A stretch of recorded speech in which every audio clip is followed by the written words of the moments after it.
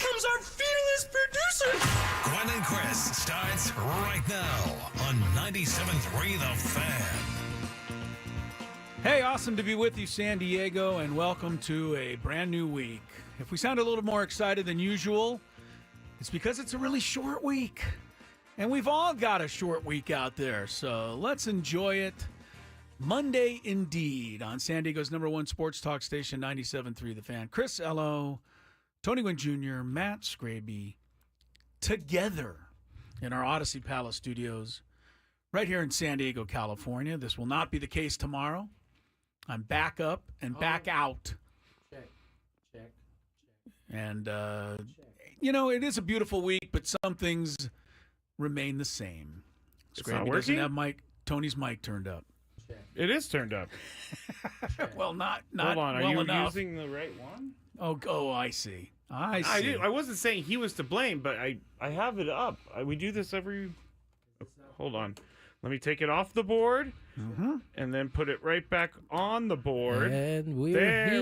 we go. The Hi, input Tony. didn't take. Hi, guys. Oh, yeah. The input didn't take, Tone. Do you buy that one? I don't know what that I means. don't know actually. that anybody should be talking about technical difficulties. Well, this is the thing is you blame me for all the technical things, and then we get on here, and before the show even starts, you have a glitch. What do you want me to do? Well, I would say the same thing to you. You couldn't even get your computer to unmute, which That's is not maybe true. the yes, it is because you couldn't hear Completely us. not true. You can always tell when there's been some friction prior to the show. This is how happened. I've been dealing with for the last 15 minutes. Well, he's in a bad mood. I am not. Look, let me tell you something that I learned a long time ago. If the Dolphins lose a game and my wife and I get into a discussion after that loss, I immediately get blamed for being in a bad mood. So Because the Dolphins lost? Because they lost. Okay. So you're just in a bad mood because the Dolphins lost. Well, I'm going to go ahead with the same theory and place that upon you, Mr. Scraby. Also You're just in a bad mood because the 49ers lost again. They didn't get it. And They we didn't better, Tony, we better get used to it because I think it's going to be happening more and more. They didn't just lose. They got We got time to talk about them. they got what's a good word? Annihilated. Annihilated. Boat There. raced. Boat race. I That mean, works there too. was. We'll talk about it later, but there was. I knew going into that game, it was Well, we not all going to did. be good. We all did. It was Oh, you said it was going to be fine. You were I all... was trying to speak it into existence, I Chris. see. Okay. I mean, I knew from the first drive of the game this one's over. And they went right down the field. Tucker Kraft scores a touchdown. Evidently, like Nick. knife through hot butter. Yes, evidently Nick Bosa is the greatest defensive player in the history of football because without him, the 49ers couldn't stop Lincoln High School. They couldn't. They didn't have one of their corners. They had rookie corners. It was Okay. just a All bad right. day. Excuse. Oh, the guy now he's so he says that he doesn't like it when his wife blames him for being in a bad mood when the Dolphins lose. So Yes, he does but it I'm to doing, me. That's right. It makes Well, me feel he's, better. He's saying that you're the one in the bad mood. Yes, it because makes me the feel better because 49ers lost. right. It makes me feel better because I'm on the other side of this argument now. Usually, I'm on your side of His, this gonna his, argument. text Lori his and team, make sure his she team says that to actually you. played well And I'm this being weekend. very and usually I'm the one that has to be defensive. This time, you can be defensive. Can Tyreek Hill actually do something in a game, or is he going to blame his wrist that he's doing before the game? He's doing now he's projecting this towards before the game. Tyreek Tyreek Hill's doing Tyreek Hill's not even here. As far as I behind can- the back catches with a hurt wrist. Like, come on. As far as I'm concerned, I have no say in whether Tyreek Hill catches or the ball ever. And my club is just about winning, just figuring out a way to win, using the people we have to get the job done. I believe. Listen to this guy. Hey, Let do me- they have I'm a similar assuming- record as the 49ers? Is It's it the record? same. Listen Oh, to wow. this same. guy who was crying like 3 weeks ago about his team. I don't remember ever crying once. I said they were doing terrible. They were. Now they Scrape, I seem don't to be think he doing a was little crying. better. I was. Listeners, will you tell me? Because remember, we start with the Dolphins every Monday because they stink. I think that you're in a bad mood. I'm not in a bad It mood. really feels like you came in a little salty Not at all. about the 49ers, and all you have been doing is projecting it at Chris and myself. Mm-hmm. And now, I think it's going out on air. The last thing I want to say is Chris entered the show saying he's happy because it's a short week. I actually like working, so No. You've been, the short week. You is actually nice. like working. I know you do. Don't do You're that. more than welcome to come in Wednesday, Thursday, and Friday and hang out from 2 to 6. Have at it. You want to hold it down for us? Have a ball. Sure. You gonna do it? Yeah, no, he's not going to do it. Of course he's not going to do I it. have gonna like do it. 7 years worth of vacation stored up, so I'm taking it. Beautiful. You could start now, as far as I'm concerned. Chris is so funny because Oh, when I get a good line off, you Chris just don't is like so it. funny. You because, don't like it. No, I don't care. I mean, this I happens see. every day, but Chris is so funny. And then when the shoe is on the other foot and Chris is having a bad day, no one's allowed to talk to Oh, Chris. no, I laugh That equally. is so not true. I take all the heat that is directed my way. Hey, listen, Chris, I can't let him do this, right? Because it was just me and him in here last week, and we definitely had some fun when you weren't here. It was great. It was no doubt. It was the most amazing It shows was no we've doubt. ever done. So that being said, I definitely don't have any sympathy towards this guy right now. You getting it from him, or are you giving it to him right now? Well, it's quite fun. It is what it is. Rod wants to start over the show. No way, man. This is an excellent start as far as I'm concerned. It's a pretty quiet day in sports. Yeah, Obviously, we can recap the weekend that was. The NFL weekend finishes up tonight with a game that you will hear on 97.3 The Fan. It is the Har Bowl, I think they call it. Jim Harbaugh against John Harbaugh. I think is it the last time they coached against each other? The Super Bowl? No, I think they've coached. Did they get against- another one I in think, there I think after they're that? 1-1 against each other. Let me confirm Yeah. that. But how can we? I was thinking about this over the weekend because I said Har Bowl when we left on Friday. Okay. It's not the Super Bowl, but can we still call it a Har Bowl because the Sure. two brothers are coaching, and so Yeah, it's a bowl. It's an event. It's a finale. bowl It's an game. event of two brothers with the Yes. same last name. I mean, Yeah, I think it's yeah. I think it's fair, and should be a good game. I mean, the Ravens are 7-4, the Chargers are 7-3. Ravens and need this too. The Ravens really do need this as they try to kind of solidify playoff positioning and keep up with the Steelers, who gave them a little opening by losing that Thursday night snow game to the Cleveland Browns. So that is coming up. We will have it for you. All of you Charger fans can rejoice in the fact that your team is on Monday Night Football. And I know that there's many of you that when I say that say, well, we hate the Chargers. What do you mean? You should never talk about the Chargers. We hate them. We never want to hear their name again. I don't disagree with those who feel that way, but I sense that there's still a lot of either closet Charger fans that live in San Diego or ones that just have come out of the closet and say, you know what, I do. I still root for the Chargers. Because I run into those people all the time. And I think the fact that they're doing well gives people even more reason Let me to update say, real quick. John Harbaugh is 2-0 against Jim. Beat him in Yeah, Jim's 2011. never won. Also in the Super Bowl. all right, so the Super Bowl was the last meeting Yeah, then. it was. All right, thank you very much. Appreciate that. It's coming up tonight. College football, it was a weekend of craziness and upsets, and a lot of the top teams went down. For the fans of the SEC, is Alabama still going to be led into the playoff with 3 losses? Probably. Old Miss is going to now have to try to get in with 3 losses. It was a bad week for Colorado. Slipped out of contention for the Big 12 championship. The evil laugh over here.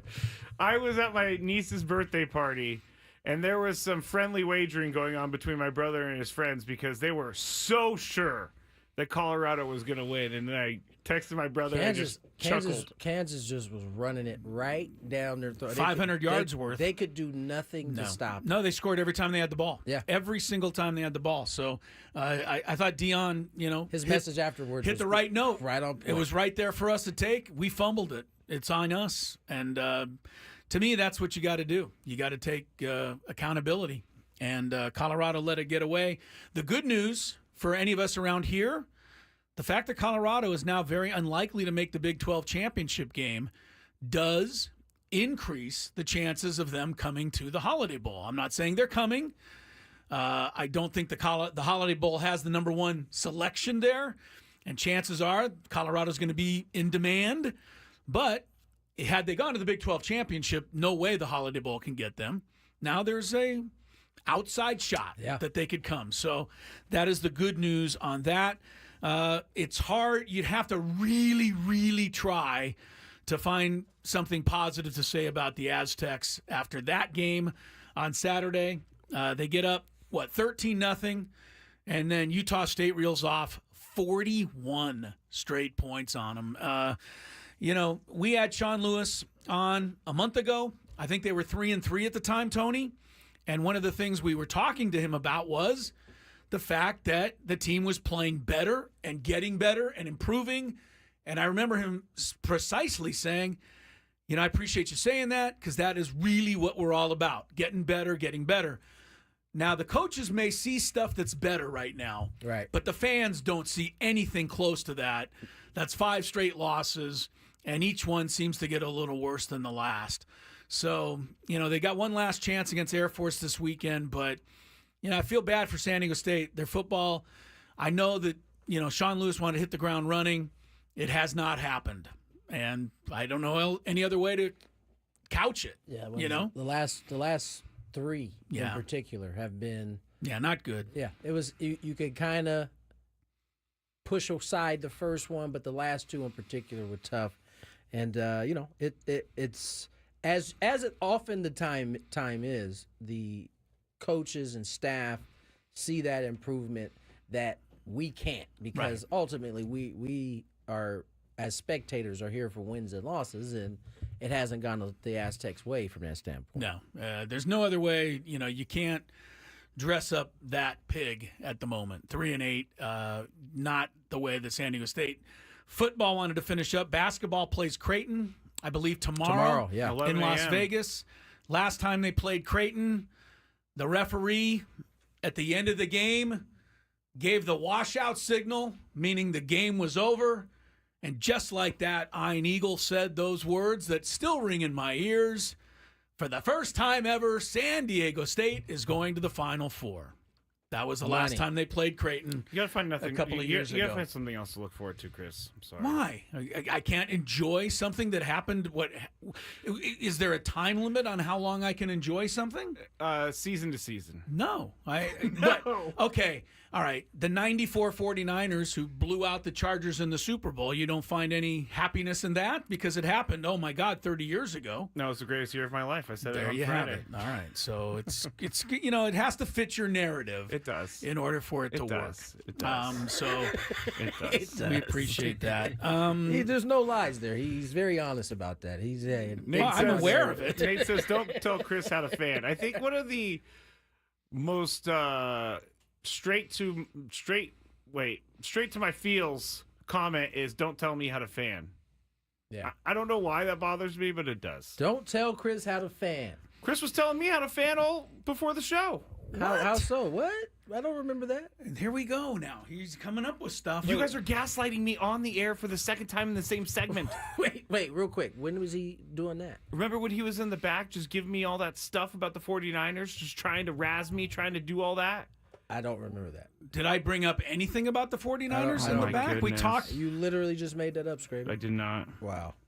Funny I how, think we should go to break because funny how Tony and I are seeing the same thing. Speaking of college Well, basketball. gaslighters gaslight together.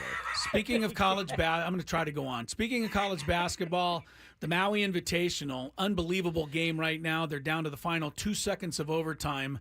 Memphis is on the verge of knocking off wasn't we just talking about the Penny defending Hardaway champs that long UConn. ago? Yeah, they beat USF last week. That's what it did. was. And yeah. USF was actually favored over Yeah, them. They were. But oh my goodness, Oh, no. I thought that was going. They got in. a last ditch 3 up there, but it came up short. Memphis holds on. It's over. They beat UConn 99-97. I want to see what Danny Hurley does. Did Danny in Hurley defeat. did he get ejected? Yeah, He he's- was there he is. losing his mind 3 minutes into the game. He must have got ejected because he wasn't on the bench when they. No, just he started wasn't. shaking hands. He got a technical in overtime, and those 2 free throws turned out to be, I think, the difference in the game.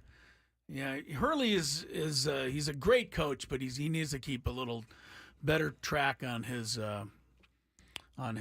emotions. I think he helped them lose that game. It's over just now. Memphis beats UConn. All right, Gwynn and Chris is underway. We're just getting started. That was kind of a, who knows where we're going from here? Let's just put it that way after that segment. Tony will bring us back on 97.3 The Fan. Odd sounds and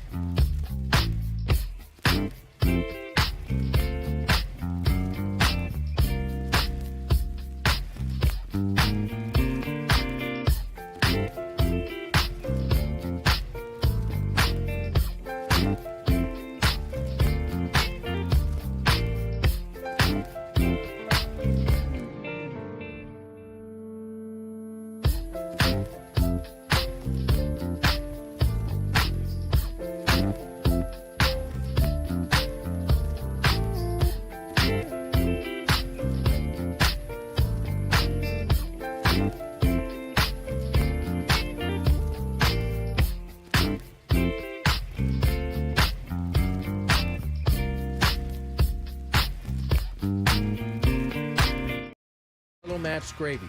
It's been a little feisty in here to begin. And Shut up, Scraby. Scraby, you have something We're to say? still fighting in the commercial break. I tell you one thing, the way the studio is laid out, somebody didn't really know it, I don't think, when they put it together the way it is, but they were smart. Yeah. Because Scraby and I are just not anywhere close to each other. It makes no sense. We have no way. We'd have to really go out of our way. I can even put the screen up so I can't see him. I know. We don't have to see each There other. we go. We certainly can't reach each other. So, we can just bicker and go on. Here's and what on. I'll say, Chris.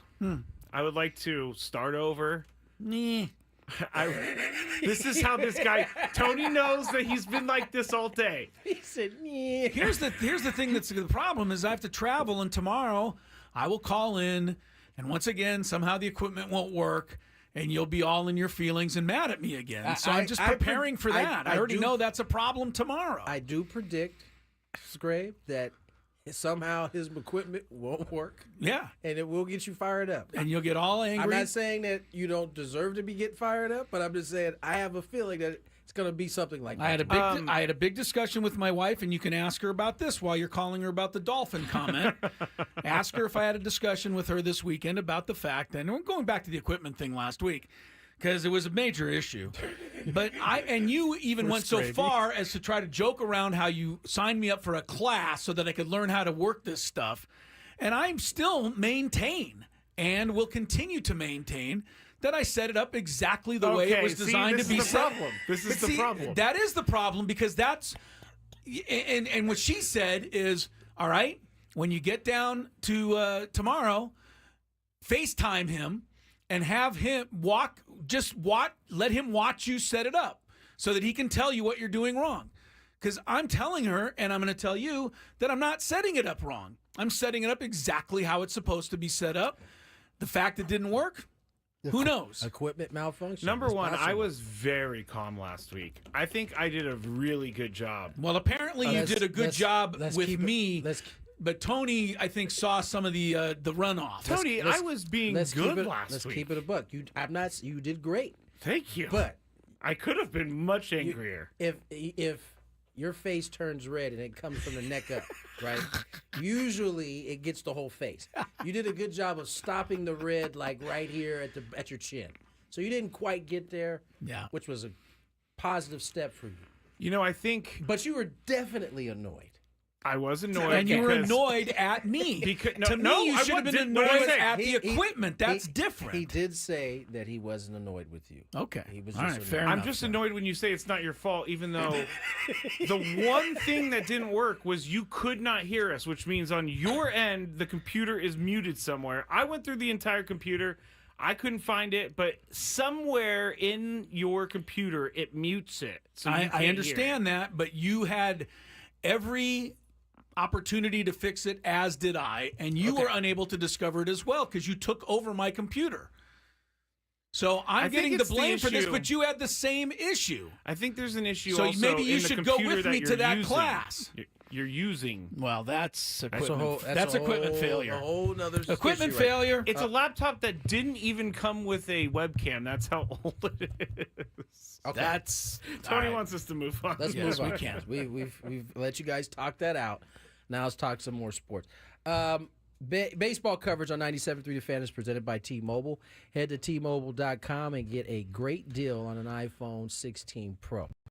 I find some irony in the fact that for about, a year, 2 years now, we've had heavy Aaron Rodgers coverage. From the time that he was a free agent to the time he signed as a Jet to the time he became a Jet. For the first time, he used the facility's restroom, Right. and on and on and on. We've been getting a lot of that. And in only 2 years, they already want to get rid of him. the that- Jets do. The Jets do. Oh, yeah, there's no question they're going to get rid of him. That is the reports that Woody Johnson is ready to cut bait, although Aaron has made his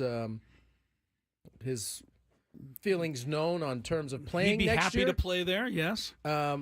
It doesn't seem like the two are going to be doing it together. Well, I mean, they next got year. rid of the general manager. They got rid of the coach. Aaron Rodgers is next. And listen, this is what we see a lot of times with these older quarterbacks or quarterbacks that they don't want to hurt. We just watched it with Daniel Jones. You know, they basically moved him from 1 to 3 and then cut him.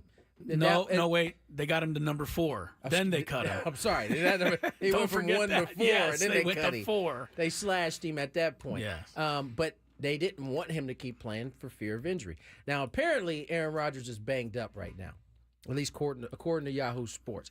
But he has refused to do any scans with the team because he knows that they're looking for a way to get him off the field. Got it. And so I just find this to be the irony in that they chased him the way they did. Basically hired folks and players to get him there. And not only 2 years later, they are now trying to find a way to get rid of him. It's really 1 year later, Tony, when you think about it, Yeah, 'cause because he didn't last play year was last year. a wash, right? He didn't play at all. The coach, or the interim coach, Ulbrich, Jeff Ulbrich. Jeff, thank you, says you'd have to ask him if he's healthy, fully healthy. But at least I will say this, he's better off today than he has been of late. So, that is kind of indicating that the coach feels that Rodgers has not been fully healthy. All I know is what I see, Tony, because we don't know the injury status of Aaron Rodgers, and we probably will never know the full truth.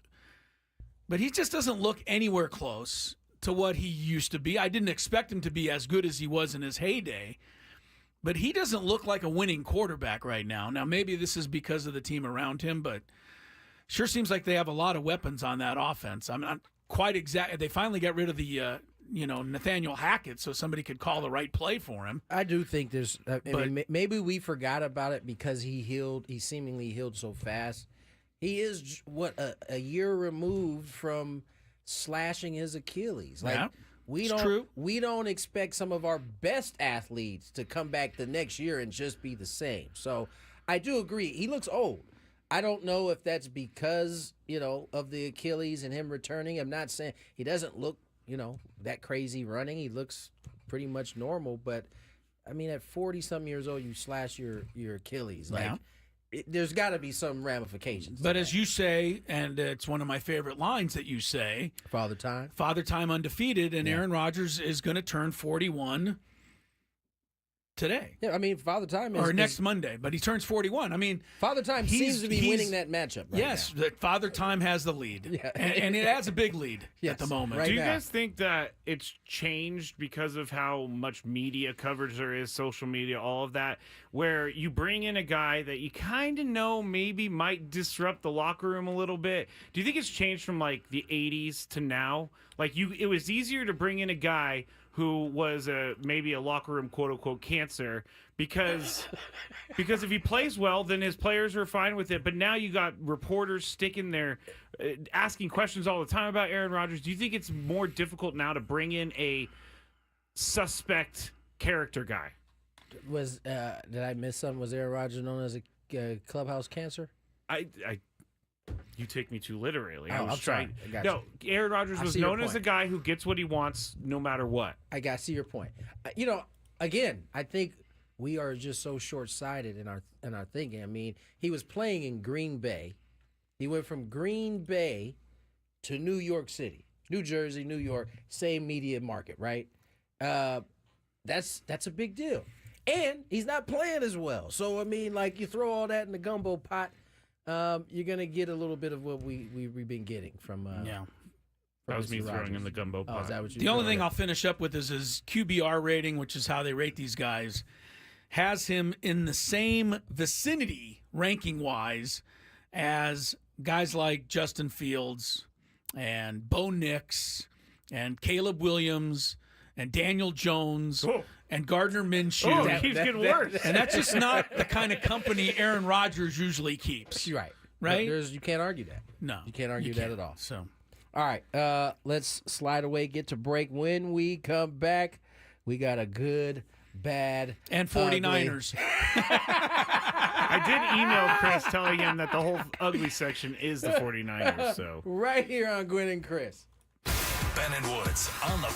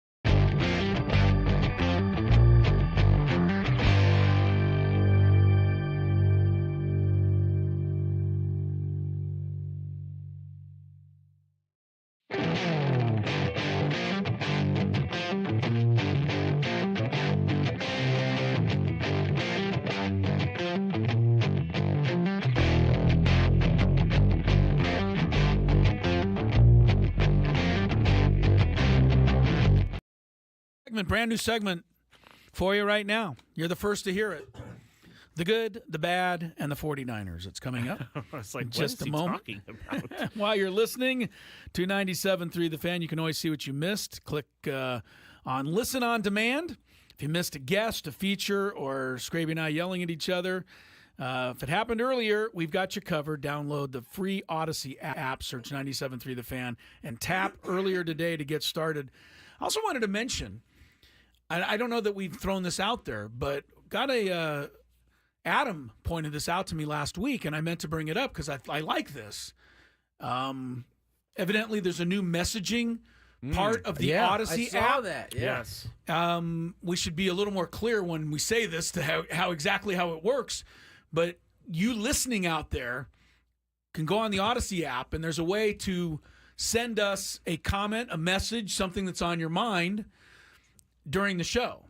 Yes. Is that correct? Or that is, I'm pretty sure that's how this goes. I actually haven't. That is how it goes. That is Okay. how it goes. So we'll give you a little more further information on that because we don't always get to a lot of phone calls, but this way we can hear from you from time to You're time. hilarious, by the way. Why? I just think you're funny. Was he mad that I brought I'm that not up? mad. No, he's not mad. Oh. Why is everybody saying? Oh, I don't know. real I'm a little quick. touchy. I know this is not in the Big Five. Good. The Rays have the MLB's I hate altered. you for saying that. to me. MLB altered the Rays' schedule. Listen to this: 69 out of the last 103 games will be on the road for the Rays. That is atrocious. Did you see this? Wow. How about 47 of their first 59 are at home Where? Oh, that's going to be at the Tampa. at this facility. Tampa Bay Steinbrenner Field. They'll play 47 games at home, 12 on the road to start. to start the season. Wow. That's pretty weird. Yeah, I'm just. By the way, back to your app thing. Thank you. I'm just messing with it. Yeah, you can go to 97.3 The Fan on Odyssey, and you can. It says at the top near the logo, send a voice message. You click that, and then you can send it. Yeah, and Scraby will monitor some of those, and you never know. Yeah, I can't wait to get another thing on my plate. Is it? All right, I'll monitor those. I'm just kidding. But would you like me to monitor those? Because I'll lose them into oblivion I know, somewhere. I know. I say I want people to help, but then when people ask if they can help, I say no. That's 100% true. I'm my mom. Is it Ulbrich or Ulbrich? Ulbrich? Ulbrich. Yeah, former 49er. He says that Aaron Rodgers will absolutely start this next Thank upcoming goodness week, for so. that. I have a feeling. I don't hold me to this, but I won't be surprised if there's some type of report at the end of this that Ulbrich is more on Aaron Rodgers' side on this. Like, he's not going to bench him. He's not going to get that job. No, Ulbrich might as well start looking for a job. He can do whatever it is he wants to do at this point. He ought to call Matt Eberflus and see what's available out there. I don't know. Both of them are going to be competing for the same job. Probably. All right, speaking of the National Football League, let's recap what happened in week 12. The good, the bad. It's actually the good, the bad, and the ugly, but Scraby did campaign to have the 49ers cover the entire ugly segment today. Before we get to that, though, how about Saquon Barkley last night? My goodness, what a performance. First player in 15 years to have 2 70-yard-plus touchdown runs. 15 years. Seems crazy, but then you think that is a lot. It's a lot, and I don't think the Rams touched him on either one. Not a one. Oh, Not even a fingernail. He was right through the line. Here's one of them. Barkley behind Hurts. Motion to the near side of the field.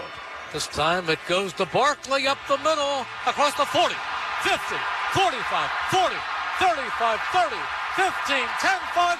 Touchdown! Touchdown! Saquon Barkley, 70 yards. Shot out of a cannon. Merrill Reese still able to see that Barkley had a touchdown. When you watch it, he seems so surprised. I'm like, what are you surprised about? He was 30 yards ahead of the pack. You can tell he's a little bit behind on the yard markers because he goes from like the 20 to the goal line real quick. Yeah, Adrian Peterson still has the record, 296. Ooh. But this was 255. I'll tell you Monster night. I don't know. I feel like I haven't heard his name enough, but this dude needs to be talked about MVP. They're all saying it now. Yeah, okay. They're all saying it now. They weren't saying it before. It was all Lamar Jackson, Mahomes, etc. But Barkley is now in the conversation. Eagles over the Rams, 37-20. Also in the good category, might as well just put these guys there and leave them there. The Detroit Lions. Upsets, drama all around them in the NFL, but not in the Lions game yesterday. They just keep on rolling, and yesterday's victim was the Indianapolis Colts. Jared looking out over that defense. Now he leans in. There's the snap. Hands to Montgomery. Bounces left. Finds the angle. Spinning. End zone. Touchdown, Detroit Lions. Yeah. Jamar Gibbs had the other 2 touchdowns. Got a taunting... Jameer, thank you. I got a taunting violation on one of them. I don't know what he did, honestly. He got by. He turned the corner, got to like the 3, and basically gave the guy a little went look backwards into the end zone, just kind of like taunting my man. I will say this: that is a sneaky power speed combo with Montgomery and Gibbs. It's good. Montgomery is a good back, and Gibbs is electric. And then you got the wide receivers. That's a tough team right there. Yeah, I think so. 10-1. They completely shut down the Colts yesterday. Call me when they play someone. Here we go with this all. The thing that I was going to say to you about that is your team is not good enough to even worry about the Lions at this point. I know. I hate to tell you. I'm with you. I said it on Friday, I think. The final good had to be that snow game Thursday night. A lot of fun to watch it.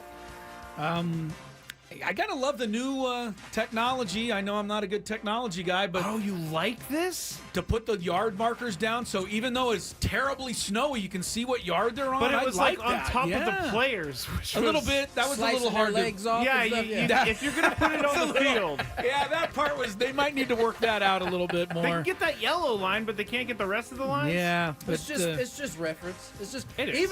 even with the yellow line, sometimes it just cuts through every now and again. It definitely will cut through somebody. Yeah, there's nothing like being in a warm room somewhere with a fire going and watching those guys out in the snow. No doubt. Cleveland got the win over Pittsburgh. This is the game from the 35, 6 seconds left. Browns up 5, defend this and beat the Steelers. Russell Wilson to throw, back to throw, has time, hit as he throws, ball up into the air towards the end zone, knock it down, jump ball, incomplete! Browns win! I love how he said was Russell. like at Disneyland. Yeah. Incomplete. I think that's Andrew Siciliano. They said Russell Wilson had time on that play. They showed the replay. He got destroyed crushed. when he threw that ball. And meanwhile, they didn't get this in the call, but George Pickens was wrestling with the cornerback out the back of the end zone while all that was going on. Browns beat the Steelers 24-17. Into the bad we go. The Dallas Cowboys. I know Cowboy fans are probably pretty happy today because you got a win, but the bad news is maybe that keeps Mike McCarthy around longer. I don't know that that's great. Dallas gives up an 86-yard touchdown pass with 20 seconds to play. You talk about no one laid a hand on Terry McLaurin either. You're really? Who gives up an 86-yard weaving touchdown run to tie the game except for the commander kicker missed the point after? It's crazy. And Dallas ended up winning. If I was watching the game, I watched the kick return, and it was bananas. Yes, it was. But as soon as my man, I was like, low snap. Oh, this is not good. Not good. The holder did a great job of getting it up. Yeah. And you could just. My favorite part when a kicker misses a kick, especially that one, is to watch his immediate reaction. Like, he looked down at the holder, like it was that. and then he caught himself and was like, No, that's on me.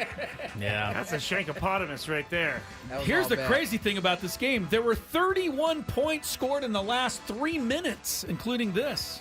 And now Turpin fields the kick, deep dances and running it out, left to the 30, to the 40, to midfield. Turpin's got the Jets going, 10-5, touchdown. He totally undersold the move that broke He this didn't whole even thing say he open. did the move. He did a great The spinorama. fake the spin. set up everything. Everybody went to the Everything. right. He went to the left. And it wasn't like a spin.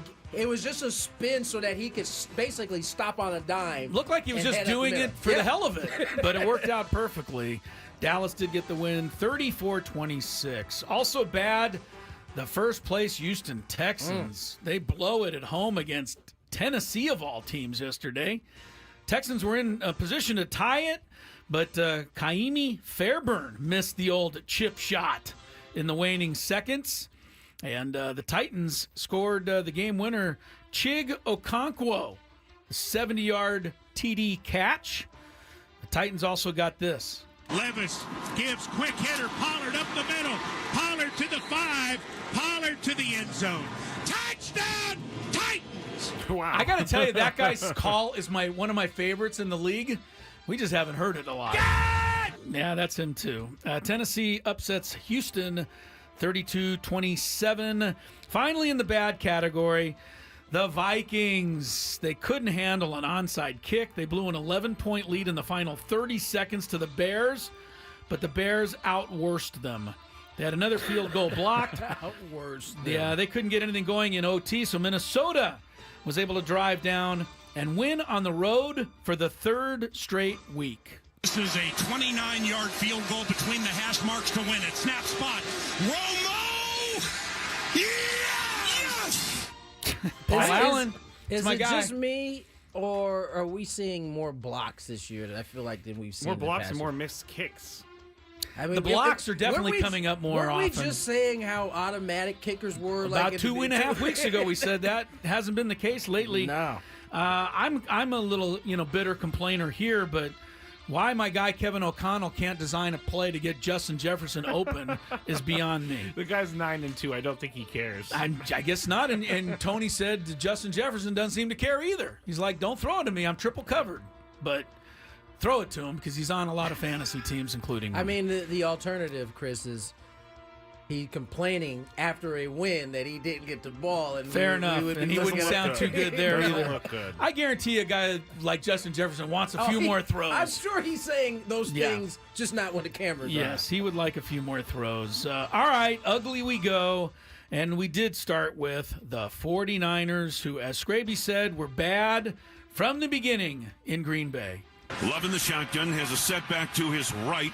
That's Wilson. Two receivers left off that stack. Reed in motion. Snap to Love. Looking left. Looks right. Throws right side. And it is caught for a touchdown. Rambling in traffic. Wow. I believe it wasn't Robert Kraft. Tucker. The tight end, Tucker Kraft. Yes. No, Robert Kraft is. Yes, that would be an something. owner. Yeah. Robert Kraft catching a touchdown would be a hilarious thing to see. The way the 49ers are playing, I don't know. Robert might be able to get open these days. Oh, guys. All I right. feel like. It was the worst loss in 6 years, so let's just put that in there. I feel like. Where do we go? The lost season is creeping in. It's just now creeping in? But the only reason I'm not fully into the lost season bandwagon is because they're right there in the division. The division is bad. They're only a game behind. I should say this. I think this is the perfect way to describe the NFC West. There are no good teams and there are no bad teams. There's a bunch of average, There's middling just teams. right in the middle. I don't know. 49ers did not look good yesterday. No, and I will say this. Honestly, they did I will not. say this. They're doing things that they haven't done in years. I mean, Debo almost returns a kick out of the to start the second half. They have a holding penalty. Everything comes back because of penalties. Trent Williams complained about his stupid contract before the year, gets hurt for like the 90th time in his 49ers career. I wish people would stop complaining about their contracts and focus on football. You guys don't really want to know what I feel. It sounds like... Well, I'm just leaving it open for you to add something to that. Because you know if it will happen. To. It sounds like tears of a fan that is watching some losing football. It's been bad. It's been really bad. Welcome to the rest of our worlds. Right. You know, other teams lose games a lot. This might be a little foreign to you. Yes, a little foreign to the 49ers. T.O. was right. Terrell Owens said about Debo last week, because Debo came out and said this has been the worst, most frustrating year of his career. And T.O. said, why don't you focus on the game instead of what you wear before the game? And I agree with that. Debo let one go right through his hands. Or what the kicker is doing. Or, Debo. yeah, I guess the kicker, Stop too. worrying about him. He let one go right through his hands. I don't think he let it go through his hand. He missed it. I think deep down inside he's like, Ayuk's making more money. And let it go through his hands. All right. 49ers fall to the pack 38-10. Next up, at Buffalo. 5-7. See, that's the thing, though. I could see them winning that game, but I think that's my 49er fandom talking. Also in the ugly category, the Kansas City Chiefs. I know they're 10-1, but they have won ugly again. They win it on the final play in Carolina, of all places. This is Kansas City's 8th one-score victory of the season. Now, maybe that makes them good because they always find a way, but at some point it's got to catch up with them, doesn't it? Chiefs have won 4 games this year on the final play. This time Mahomes, a 33-yard scramble to set it all up. And here was the win. Winchester will snap. Will Carolina call timeout? Placement is down. Schrader's kick is up. Schrader's kick is good! Good! Good! Spencer Schrader on a 31-yard field goal, and the Chiefs walk it off. I don't know how excited you should be to walk off Carolina, but they did it. It's better than losing. The Patrick Mahomes long run at the end of the game might be the most annoying thing for me to watch, just because he's so good at it. I thought of you because he looked like he was going to go out of bounds again, then planted his foot and went down another 20 yards. I thought about Chris immediately because he was on that last time this happened. Yep. But I thought the same thing. He took off like he was going, put his foot in the ground, headed right up the field. He's going to get at it. As a quarterback, once he takes off as a runner, you got to hit him. You better hit him. If he's not attempting to start his slide, you got to hit him. But you know that they're going to call a penalty. Not if he's not attempting to slide. There was no attempt to go to slide. He put his foot down like he was a running back and went up the field. There's going to be someone that's going to hit him. Yeah. They're going to call the 15 yards, and no one's going to ever hit him again. Hey, as long as he's well, not sliding. ask the Cincinnati Bengal guy, was it last year, 2 years ago, I'm sorry, in the championship. Oh, That's yeah. right. Yeah. Hit him a couple of yards out of bounds, and the cost the Bengals. That's true. Finally, in the ugly category, you can't do it without mentioning the Giants. Man, were they bad. The best shot of the day was about 60,000 Giant fans streaming to the exits in the third quarter as they were down 30-0 to Tampa Bay. Baker Mayfield and teammates frolicked. I don't know if you have time for it. Yeah, we do. Here's the snap. Second down and goal. Bucks have 2 timeouts. Running the ball is Baker Mayfield. He fakes the pass. Runs to his left. To the one. Touchdown. Baker Mayfield put on a cape and flew into the end zone. Till he did the Tommy DeVito celebration. He got over, and the Bucks won 30-7. All right, good, bad, ugly. Thank you, Scraby. Good highlights. More Gwynn and Chris. Daily Gambit kicks off hour number 2.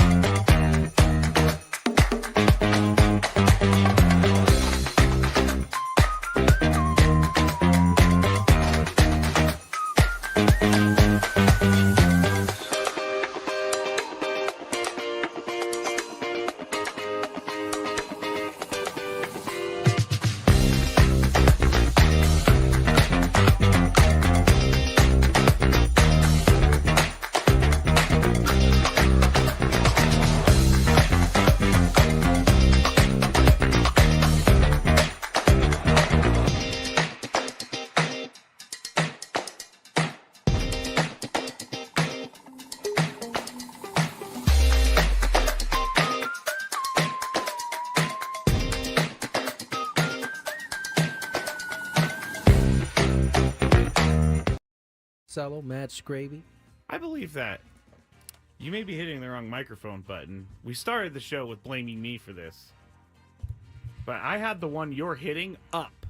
I am so staying out of this. He is. Look at him. He knows. He did it. He knows. Just stay with that one. We'll use that one. This mic wasn't. Why did we switch to this mic? I don't know. But that's number 5, and you're hitting number 4. So. Well, I want to be on 4, so I'm gonna move this mic away. Okay. Now I'm here. There we go. The game show music in the background is fantastic.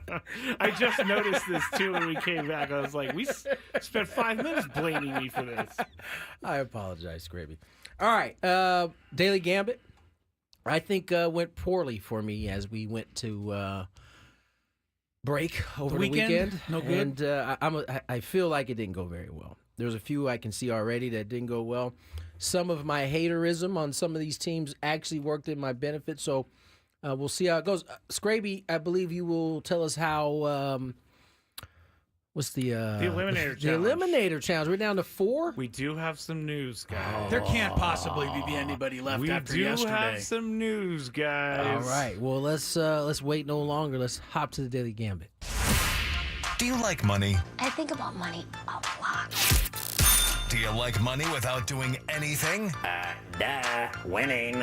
Do you want to make money while watching sports? I think Washington is immortal luck. Washington! Woohoo! If you answered yes, this is your segment. Just don't blame us when you lose. Well, nothing is ever your fault.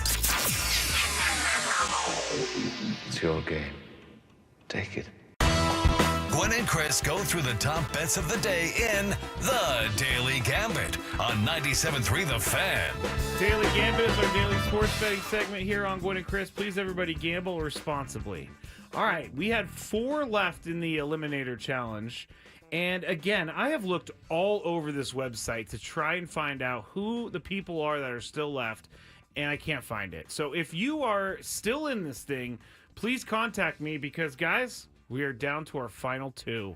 Really, 2 people were eliminated this weekend. 2 people were eliminated on Thursday, actually. Oh, they both took the Steelers. Yes, they did. Wow. 2 people took the Bucks yesterday, which was a good pick. So those 2 are still alive. Pretty good, man, to make it through 12 weeks. That's really good. Nice job. It's tough to put your longevity on a.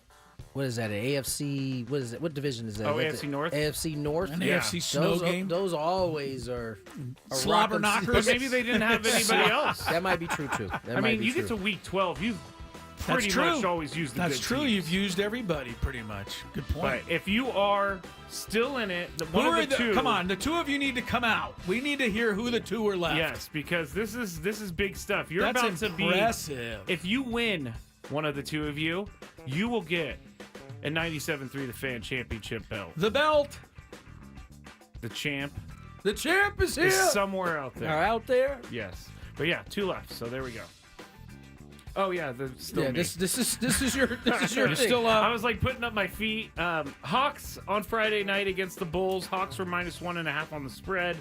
We all chose the Bulls, and we were correct. Yeah. Doubles. 136-122 for a team that wasn't picked to win like more than 3 games. They score a lot of points, Chris. Wow. They also give up a lot. The following night they lost to, I want to say, Memphis. They gave up 140 points for the 3rd time in the last 4 games. Okay, there you go. The only game they didn't give up was 140 was the one we had. Tony, I wasn't saying that to make fun They of are the not Bulls. good. I was saying No, that because you're right. because the Bulls are playing better than I think people Yeah, but they're thought. really not. I think it sounds like it on our show. I but- thought I think it was a little slick comment. You said 3 wins. Like it were never picked to win 3. I mean, you went the lowest number possible. Chris, wasn't it like 20 wins, 22 wins? You know, it sounds a little more respectable than 3. I said 3 for the impact. Right now they're 7 and which felt like a little underneath jab. They're 7 and 11 right now, so I'm not really ready to make parade plans for the Bulls. Next game, I was really hoping for this game to be a good one. Ohio State and Indiana We all chose We the all Hoosiers. wanted this to be good, yeah. it Ohio didn't State, happen. 11-point favorites. Ohio State is a machine. They win 38-15. Indiana hung in there for about a quarter and a half, Till that but kick once return. the punt, the punter dropped a punt on the 1 yard line, and then the kick return, and then it got way out of control. But we all said at the time we were betting with our hearts. Yes, we Don't were. ever do it. We did. Don't ever do it. I think, and we were betting on our hearts for the sake, honestly, for that playoff. You know what I'm saying? Like, yes. You need these teams to have at least good showings. And I don't know that this past weekend was good for any of that. Yeah, I think Indiana's still going to get in the playoff, but no one's going to expect them now to do anything. They especially if they get it, better have a better performance than what they showed against Ohio State. I think they only gained about 5 yards in the whole game. It wasn't pretty. Yeah. Colorado, they were 3-point favorites over Kansas. They played this at Arrowhead Stadium. It's weird nowadays when you see, because every school has their logo on the field. It's weird when you see a college team playing on a pro field and it's all the pro logos. But Colorado was favored by 3 points in this one. Chris was the only one to choose Kansas. Can't believe I didn't. Tony and I chose Colorado. Kansas wins 37-21. Travis Hunter strengthened his Heisman candidacy. Nice pose after the second touchdown. Did he hit it twice? He had 2 touchdowns, and the second one he did the pose. I think he only did it once, the pose. But I don't know. Colorado better finish with nothing but wins because he can't get the Heisman with. That's true. Yeah, 4 or 5 I losses. personally don't think he helped himself because his right, team because lost. the team and ultimately. he plays defense too, and they got run over on defense. He it's gonna be an interesting vote just because of how he plays defense too. Yeah, So. it's going to be interesting. But I do think my man from Boise though certainly strengthened his case. Oh, he had another monster game. He made his case in a big way. And they won. Stepped on somebody's face mask on one of those as he just trucked the dude. They don't tackle him. No. He gets 90% of his yards are after contact. He's impressive. And in this time of year, Mr. Genty. I imagine tackling a guy like that is the last thing you want to do. Derrick Henry, probably like tackling He looks Saquon right now. He looks a little Derrick Henry like that guy. Notre Dame and Army. There's another one I bet with my heart. Yes, Notre Dame was 14-point favorites in this We one. all They played did. this one at Yankee Stadium. Yeah. I feel like playing in baseball stadiums is dangerous because there's not much room for them The to baseball run out. stadiums now are made to be just baseball stadiums. They don't want football in there. And then they try to pigeonhole like, it in. On second thought, we can make a lot of money if we start having these games here. Let's go ahead and find a way to squeeze it. I mean, the Holiday Bowl did it for what, a year at the They Petco? tried to do 2, but one team didn't show up. One time the team didn't show up. I think they did do 2 games. I hope you're listening, Dave Total. Marcus. UCL. Right now, your team. UCLA Bruins. That was so Dave. weak. So bad, Dave. Glad they lost this weekend. I heard that the coach of UCLA at the time laughed as he said we're not showing up. Okay, now it makes sense because now he's at Ohio State as an offensive coordinator. So Is it any wonder I rooted for Indiana? Yeah, that's true. That's a good point, Chris. Utah State 5-point favorites over the Aztecs on Saturday. We already talked about it. Aztecs lose 41-20. We all went Aztecs. And then the final one, the Green Bay Packers minus 5.5 over the 49ers. Not even close. Chris and I went Niners. Pack 38-10. I showed some faith in Kyle Shanahan. I showed none. Yeah. You were smarter than we were. Yes, On that you one. were. On that one. My Yes. heart was talking on Friday. Here's what we got tonight. Baltimore minus 3 at the Chargers. Go, Chargers, go. Go, Chargers. I'll start. I'm going to take the... I want to pick the Chargers here. But Baltimore can't afford to lose this one. I'll say Baltimore minus 3. Tony. There was a time where even if I felt like Baltimore would win, I would have picked the Chargers anyway. That time is no longer. Give me the Baltimore Ravens. Ravens. Scrape.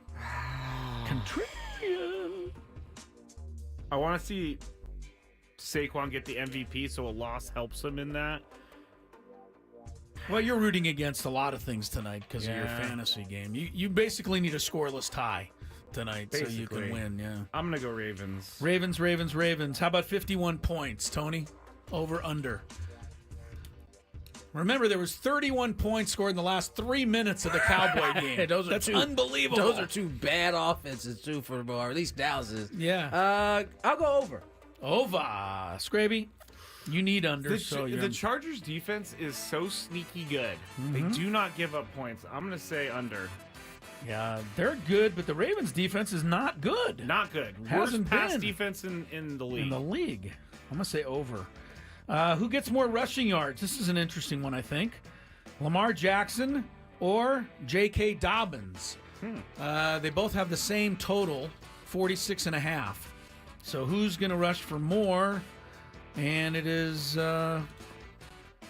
Me. Scraby, yes. Who do you like here? Who's going to rush for more? Lamar or Dobbins? I'm going to say Dobbins. Dobbins? I'm going to go with Dobbins, but I'm scared because I know Lamar can just break a couple runs off and win this. But I'm going to bank on the fact that Dobbins is geeked up against his former team. Tony, who do you like here? Probably Dobbins. Jackson. Oh, no, Dobbins, Yeah. you say. Okay, all three. I have a bet from the chat. Lamar to Mark Andrews, anytime rush or pass touchdown has a nice payout, Jacob is telling us. Wait, a rush touchdown? Like, Lamar, what, he hands off to Mark Andrews? Yeah, like a sweep, or it's basically just to say anytime touchdown. Mark Andrews. Just say anytime touchdown. But it has to come from Lamar. Anytime touchdown from Lamar. Sure. Do you get... No. Okay, I need... Honestly, I don't get it. I don't get it either. The ball has to go from Lamar to Mark Andrews. Like, it can't be a pitch to Zay Flowers. Zay Flowers throws it to Mark Andrews. Really? It has to be Lamar handing it off or passing it. This is what I'm seeing from the chat. So, has a nice payout. How about if Lamar? How bet. about if Lamar throws it and it gets tipped in the air and Mark Andrews catches it? Do you win? It last left Lamar's hand on the offense, so yes, you win.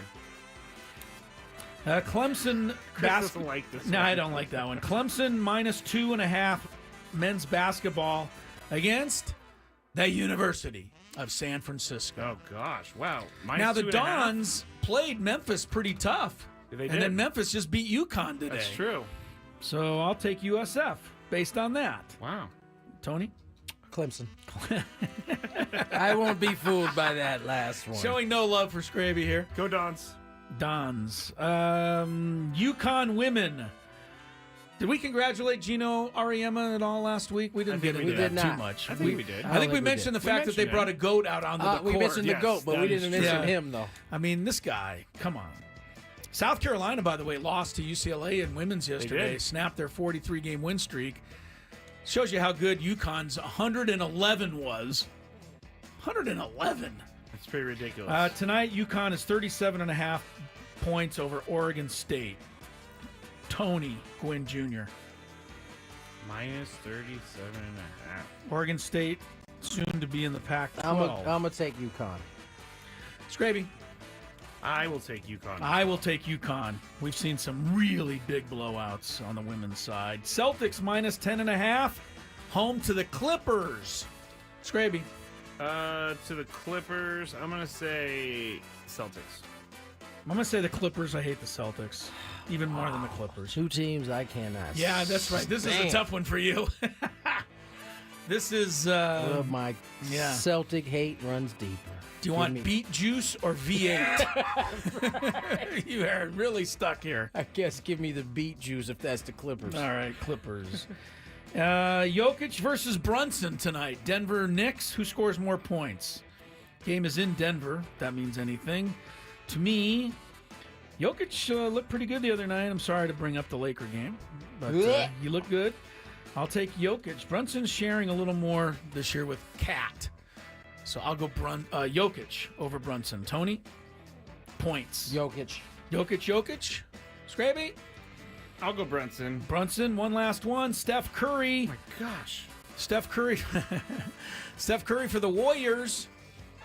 I want to see who is playing, so I apologize for looking again.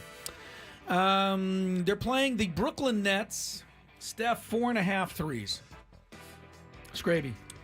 You know, we've done something like this before, and I said over, and I'm going to say over again. Over. Even though he went under last time. I'm going to say under. 4.5's a lot. Seems like he does it all the time, but he really doesn't. Who they got? They're playing the Nets. Oh, yeah, give me over. I think he's going for 6 of them boys today. 6 of them tonight, says Tony Gwynn Jr. That's the Daily Gambit. Gambito. All right, very good. Tony? Let's get to break. On Oh, I'm looking forward to this. It's coming up next. It's On gonna the be other good. side, yeah, Aztecs women basketball player Kim Villalobos will join us. We'll talk a little bit about the season and the terrific start this squad is off to begin the season. More Gwynn and Chris on the other side. Here is some traffic. From the 97 Kilos Fan Traffic.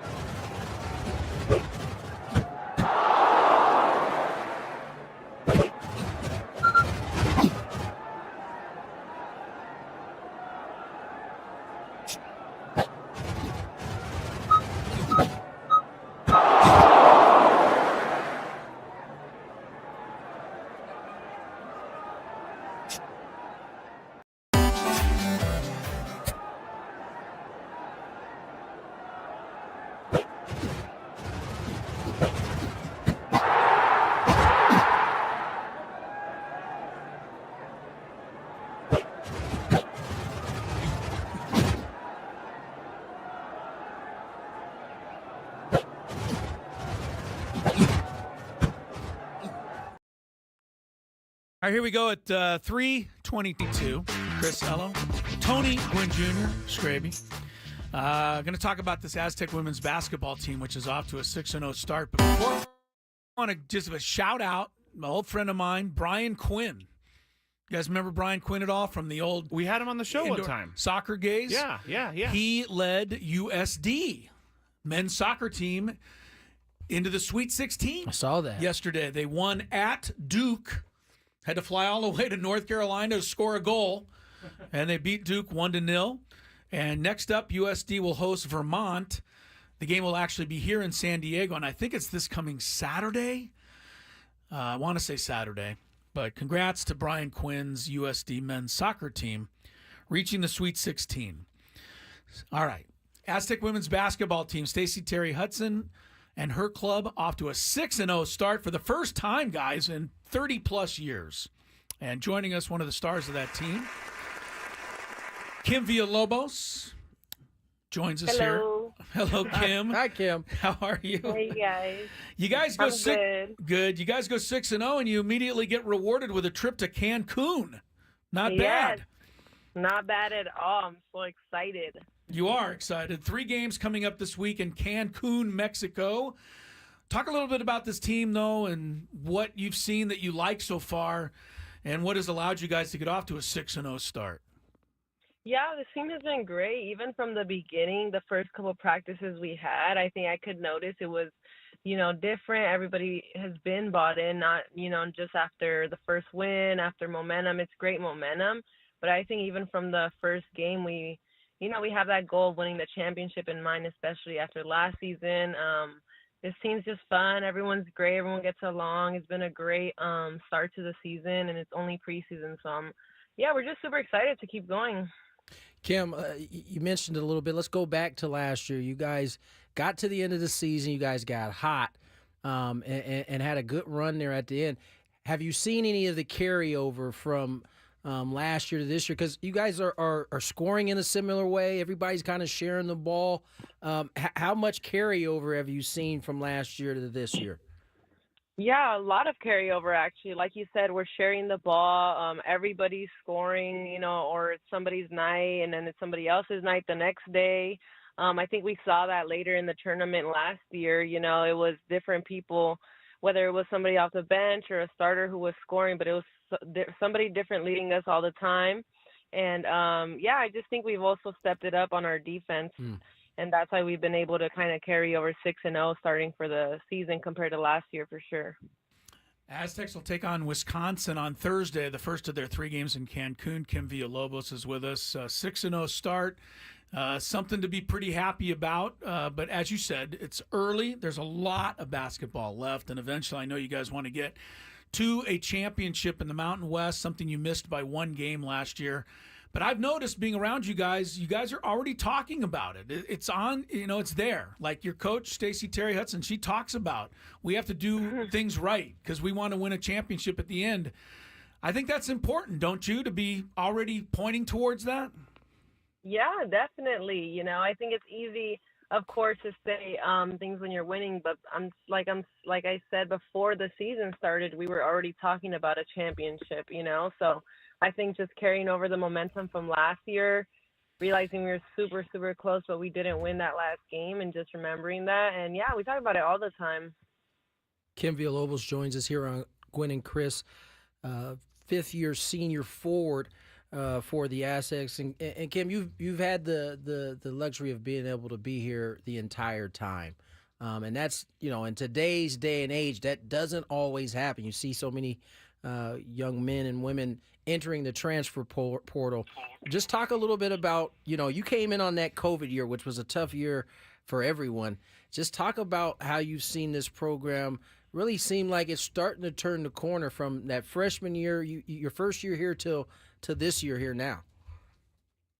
Yeah, it's definitely, like you said, turned the corner. It's a huge difference from when I came. I think the culture just changed a lot in so many different ways. I've been here 5 years, like you've said. Well, this is my 5th year, and I've seen that, carry over every day.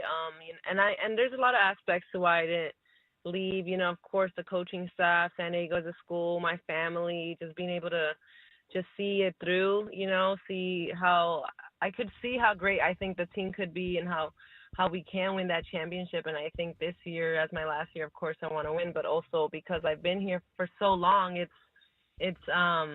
just that more, I guess, important to me, I'd say. Kim, the other thing that I've noticed with being with you guys and around this team is the excitement at Viejas Arena. I mean, obviously, now you started it, like Tony said, in the COVID year. There was nobody in the arena. But the fans following you guys and being excited about this team, I think you guys feel that when you're playing at home. And, women's basketball just in general, maybe Caitlin Clark and all of that stuff. But it seems like it's all trickled down to you guys at the college level. I'm seeing more excitement than ever. Yeah, of course. I mean, the women's game has taken it to another level these past couple of years, and it's going to keep trending. And especially, us that like we're having a great season, the fans sticking around with us from my freshman year to now. I'm seeing fans that I saw 4 years ago still supporting us at every game, which means so much to us, and it just shows how much support we do have, whether the gym isn't for it, it is. It helps so much. It really does. Kim, last one from me. You guys obviously have a boatload of games ahead of you. Where do you want to see this team make some strides of improvement as you guys get going deeper into the season?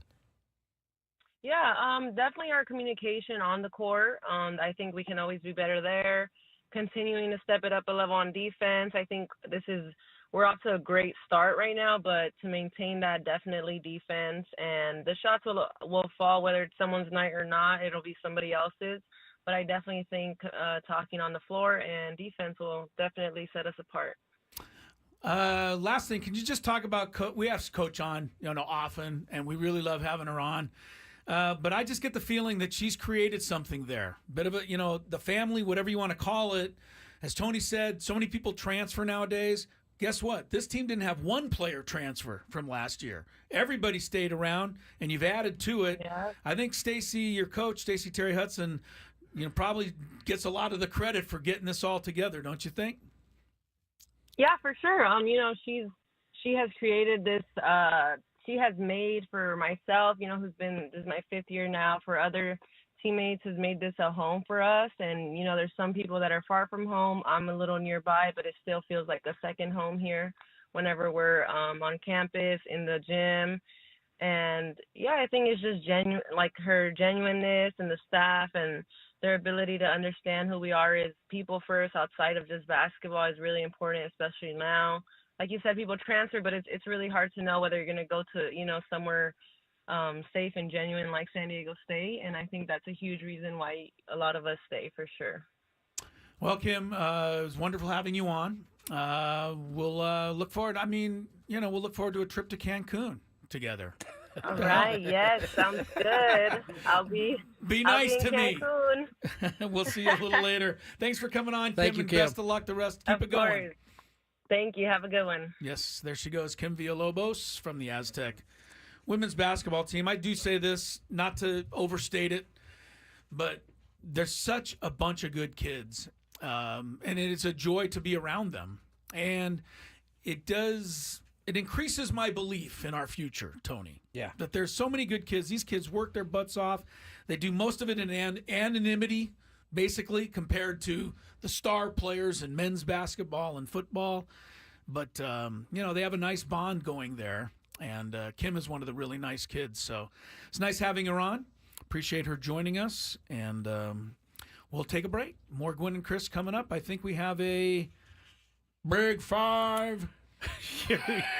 Yes, we have a Big Five. I'm not sure about a Big Five. It's headed your way. Next. On Tuesday's show, our Padres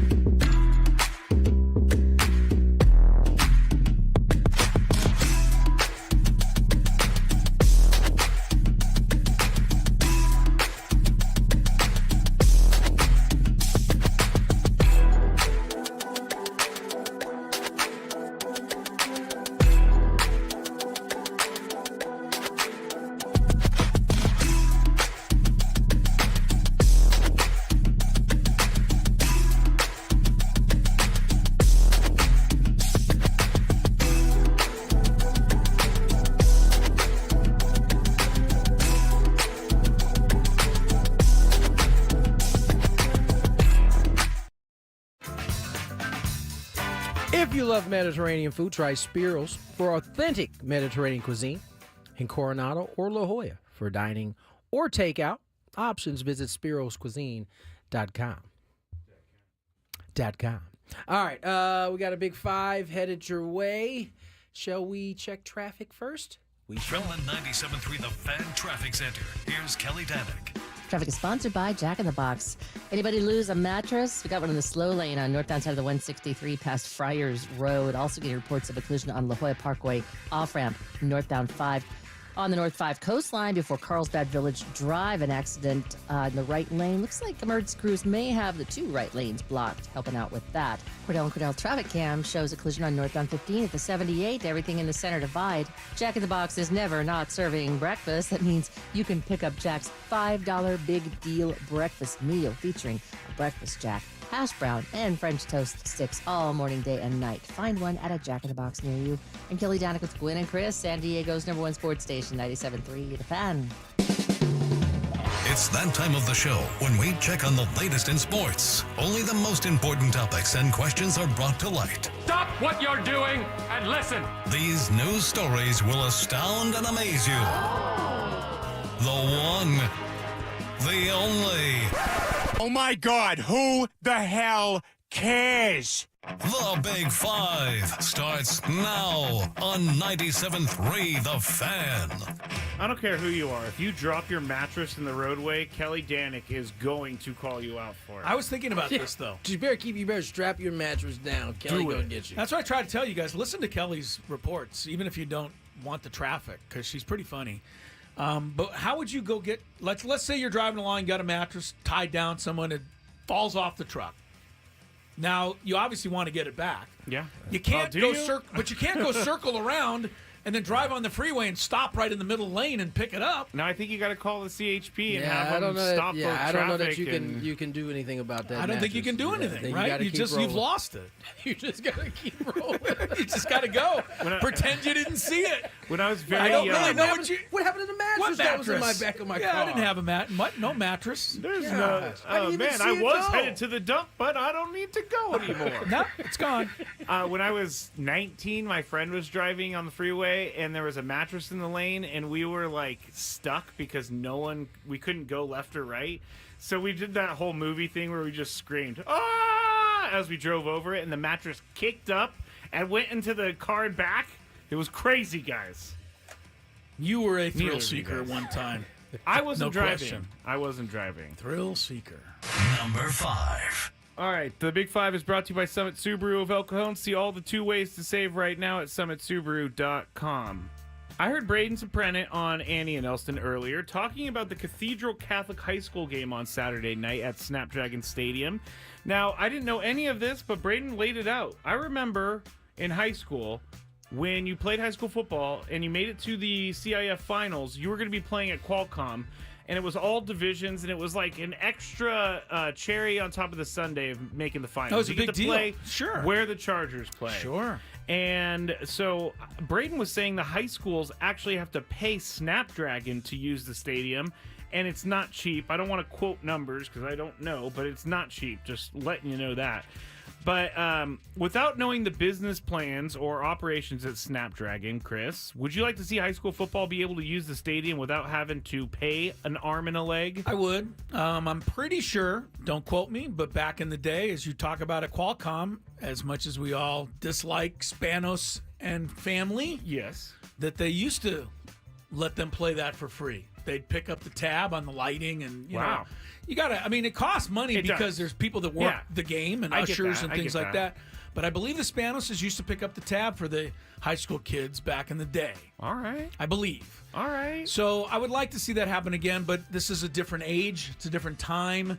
And I don't understand all the working machinations of exactly who owns and runs Snapdragon. True. They may not be in the same kind of financial position the Spanoses were to pick it up. But that's, it's a lot of money. Congrats to Lincoln High, which won the championship. And congrats to the other schools who are going to be playing next week for the championship in the other divisions. Yes. Good on all those kids. But you would, I'd love to see it be free. I just don't know that it's feasible. Tony? Yeah, no, I think we'd all like to see them be able to hop back on those fields for free, if that indeed was the case. I know Jerry Jones has every Friday night he has a high school football game, and all they do is pay for, like, they get to keep concessions, and Jerry Jones giving back to the community, guys. I always said that Jerry's a wonderful guy. Yes. Yeah, Jerry's pockets run a little deeper than most. That's right. This is a publicly held place as opposed to a Jerry Jones held place. Just think, he was able to build that whole stadium, I believe, with his own money. Like opening up his wallet. I don't even think he had to write a check. But I see your point. Yes, I would love to see that. But as Chris said, we live in a time now where that seems very unlikely. They tax everything, kids included. Can we stop making decisions solely based on how much money it's going to make someone? I would just love to do that. But we're going the wrong way. It would be me, you, and Chris operating under that. Let's start our own country, guys. Yeah, my wife wouldn't do it. She wouldn't get in. My wife would say, money decision. Lori, you were a part of the problem. That's right. Number 4. Saquon Barkley has been an Eagle for one season and has already rewritten their record books.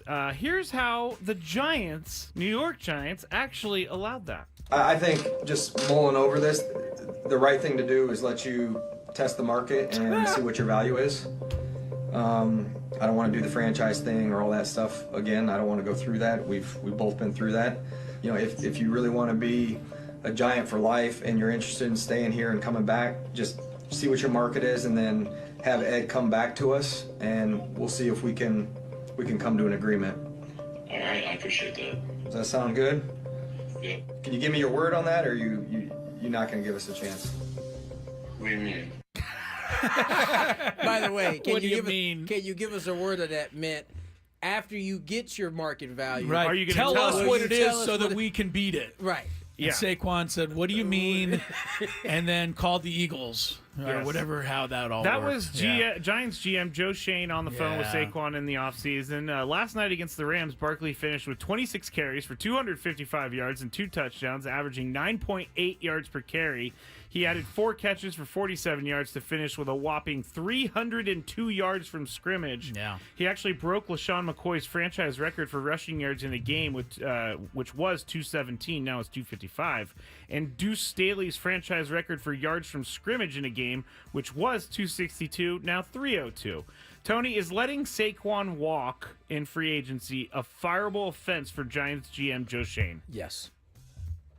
I'm not saying that the Giants would have been a whole lot better this year, but at least they'd have Saquon not running up and down their face, in their face. Yes. I'll say this. The owner of the Giants said as much to the guy in that. He literally said, "Right, we got all this stuff because they were on Hard Knocks." Right. But the owner came in and said, "God, I don't want to see him go to our I would division hate and to kill see us." him go to the. I think he said the Eagles specifically. He might even said specifically the Eagles. Yeah. I mean, it's. I will say this. I don't know what the franchise tag number would have been, and I know how unfair it can be to the player. But if I am the GM, at the very least, we're gonna do the whole franchise tag dance again, so that I can keep you in my step. I can't let you walk and think my job is going to be secure if you go to a team that's in our division, and I gotta play you twice a year. I think that's viable. I really do. Yeah, you're going to go down as the guy who lost Saquon. Chris, fireable offense? And don't let him win an MVP this year, because if he was MVP, I mean, yeah, it might be a done deal for. I know it was said that the jobs are secure. Owners can change their minds on a The win. vote of confidence is not actually a vote of confidence. Barkley rushed for 176 and a touchdown his first game against the Giants. And they still got one more? He gets one more. Yeah. Yeah, I said this earlier. I think it's a fireable offense, even if we didn't all hear it. Yeah. But the fact that everybody heard the guy do this, yeah, And it's almost embarrassing. For those that actually watched the Hard Knocks, if you would have watched his, it was almost like, oh, this is just a solid GM move right here. Yeah. Wasn't the this other guy, thing he this said? guy thinks his market value is going to be crazy high. Yeah. You know what? Going out there. He was playing against the luck. running back market being down, but the Eagles were like, don't care, we want Saquon. This dude would make our offense next level. Didn't he also tell the owner that I don't want a $40 million quarterback handing off to a $40 million running back? Said something along those lines. What does about, this guy you know, want on his team? Sticking it all, well, because he said we paid Daniel Jones. We don't need a running back. But that's the other basically fireable what he offense, said. by the way, Thank is you. that you decided to pay Daniel Jones, overpaying Saquon See, Barkley. that- Yes, it came up a year earlier. But the quarterback thing is so tough because I if you don't get know. rid of Daniel Jones before re-signing him, you're starting over again. Guess You're what? trying guess to what find someone guess what again. you're going to do anyway a year later. Starting over. Okay, so But then I guess- a lot of these teams are forced into signing their quarterback. I don't know. At least you would have had a chance at one of these Caleb Williams. Who else was in that draft with him? Oh, Jaden Daniels. You had a chance to get all Drake of May. these dudes. If I was the owner, I would invite Shane, invite him over. Bring him down to my my movie studio or my movie theater in my house. If you're an owner, you definitely have one. Yeah, of have a those. movie theater. Get him comfortable. Get him a little popcorn. Just play that scene from Hard Knocks and say you're fired. And then you don't even have to say you're fired. Just show him the Just door look. at that point. Just give him the look and Yeah. hey, get out of here. That would be all time Come on. right there. Not say any words. Just play the No, video for him just and then say, walk look, to the door and open it. This speaks for itself. Our boss, Adam Klug, said he bets Saquon doesn't finish as a top 3 MVP candidate, which I don't think is crazy because running backs aren't held to that standard. He bets that he won't. Yeah. No, I bet that he might. Yeah, let's I put a would wager at least, on that. I would at least bet that he might. Happy to take Adam's money. Finish as a top 3. Yeah, I see what you're saying. No, I understood it the first time. He's All just right, well, warming you up, guys it can- seems like. We have the record now being stated that this is on the table. You guys can negotiate your bet Our when you terms? see each other. Yes, in terms of the bet. Yes, Fair correct. enough. Number 3. Friday night after the fantastic Scraby show, I was driving home and I was listening to the show right after me. It caught me off guard because I was like, "What show is the Fantastic Scraby Show?" The fantastic Scraby show. Just the Scraby Show. I got you. I was listening. We were talking about oarfish. Have you guys heard about oarfish? Nope. Heard of it. They are the creepiest looking fish, but they're washing up on an Encinitas Beach and La Jolla Beach and Huntington Beach. And Japan folklore says that a big earthquake's coming if those guys wash up on your shore. Yeah. What are they called again? Oarfish. OAR fish.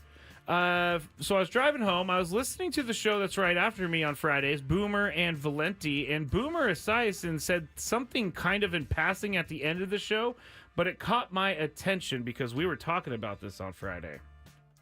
Somehow, some way, the Raiders are going to play themselves into the number 1 draft pick. And somehow, some way, I got to believe that Deion Sanders and Shedeur Sanders are going to be coach and quarterback for that franchise. So there you go. That caught my attention. I immediately, when I got home, I pulled the audio. Tony or Chris, you're up first. Thank you. Do you think this would happen? No, but I always like to leave that door open for Dion, and I think what's a better fit for Dion than the Raiders? Las Vegas? I mean, Dion on the Vegas Strip. I don't think so. I think I'm gonna bet and not feel great about it that Dion is gonna be good on his word, and after his son leaves, he's gonna stay at Colorado, because that would almost surprise me. But I'm gonna go ahead and stick with that, because that's what he said. Does anybody? Tony, you go answer first. Do you think this could happen? No, I don't. I think I believe Dion. He's a God-fearing man, and he doesn't want to go to Sin City. They don't. They don't mix. They don't mix at all. I do believe that he is passionate about teaching young men, and I do think, in the same way, my father didn't feel that he would be as impactful at the professional level. I think there's some of that in Dion. It's not for him. I don't think it's just about X's and O's of football. I think there's a much deeper thing there. I could be wrong. Ultimately, dollar signs have always spoken very loudly. But he is well off. I don't know that that's a moving thing. Yeah. We'll see in time. But for now, I'm gonna take him at his word. I think your point last week about the fact that if Dion were coaching his son in the NFL, and his son was the quarterback, I think it would cause it would create a big issue because, man, no one in that locker room would feel safe to say anything. Right. I think it's just that's too dangerous. There is just different mindsets from a college kid, even if they are getting NIL money, to getting to the pros and that whole dynamic there. It would seem to be difficult. The only thing I mean, Shedeur needs to maybe go out in this life on his own at some point, right? I don't think Shedeur is hooked to his dad. I think the other way around. I don't think he's either other way around either. I just think they've been in a position to where he's been able to coach him to this time. It wouldn't be the first kid that's in a, maybe not in particularly football, that has had their dad as a part of their coaching staff or coaching. That's true. To this point. Remember Buddy Boeheim? Yes, I do. Syracuse, when he hit like 25 threes against the Aztecs. Not miss. I can't stand he that could guy. not miss. And then he didn't make one. We didn't hear from him ever again. Number 2.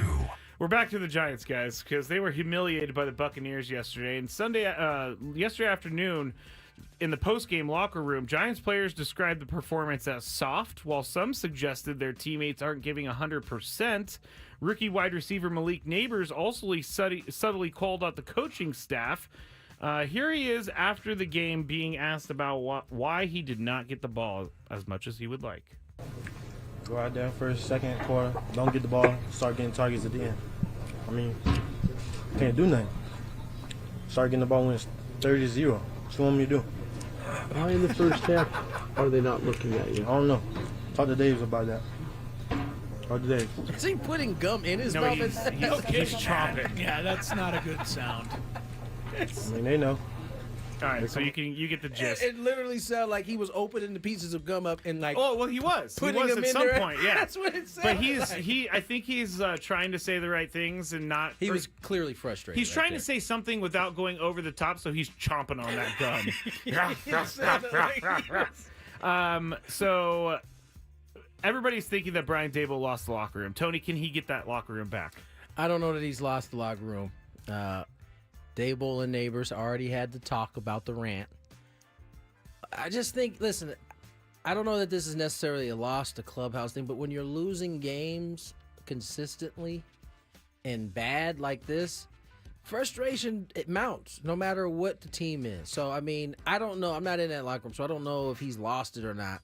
But I don't also think that frustration after getting your brains beat in is indication that you've lost the locker room. That's just Neighbors being frustrated that it took to the second half before he started getting What the about football. Dexter Lawrence saying they're soft? Dexter's already came into this week kind of hot. He didn't like the DJ release. No, he did not. So I imagine this didn't help that thought. Chris, can he get the locker room back? If he's lost it, no. But I don't necessarily think he has. I think Malik Neighbors is just speaking out of turn as a young guy. Give him a couple more years. He knows how to answer that question. I think he did better. fine. I honestly think he did fine. I didn't see the video. You think I breathe loud? That was I didn't really see the video, but the image of him opening up a packs of gum and just flipping it in his mouth at the Chris time. versus the fans next.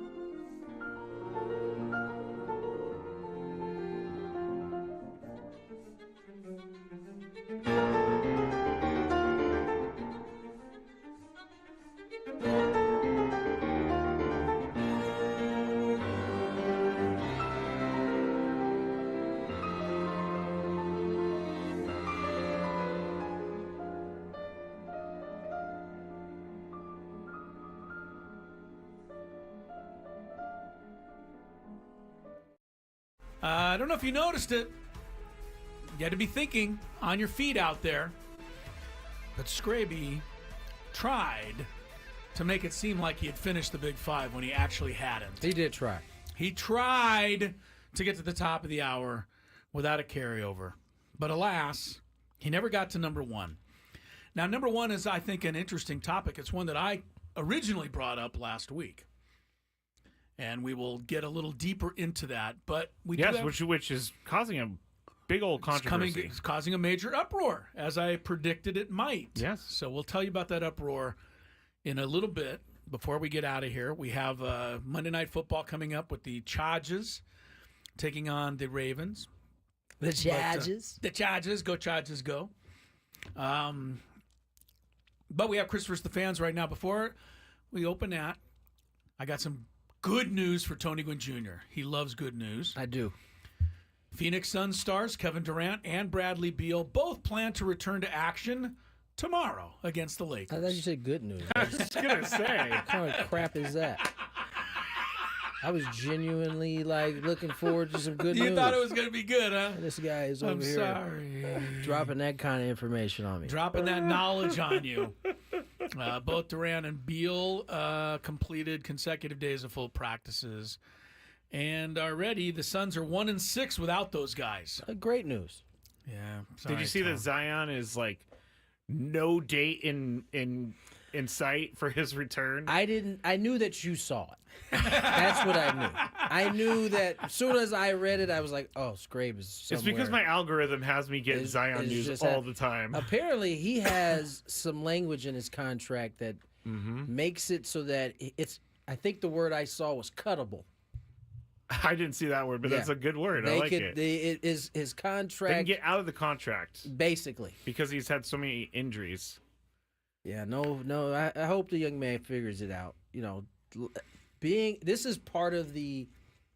This can be one of the issues that happens when a guy doesn't have the collegiate time to learn anything about his body and what needs to be conditioned, because someone who is that athletic can afford to not do it, the way he should. Yeah. And he's been able to get away with it for a long time. But now, at this level, which is the highest of the high, it seems like his body is betraying him in ways that it never has. And you have to think, it may not have to do it. I think sometimes when we think conditioning, we think, can he run up and down without being tired?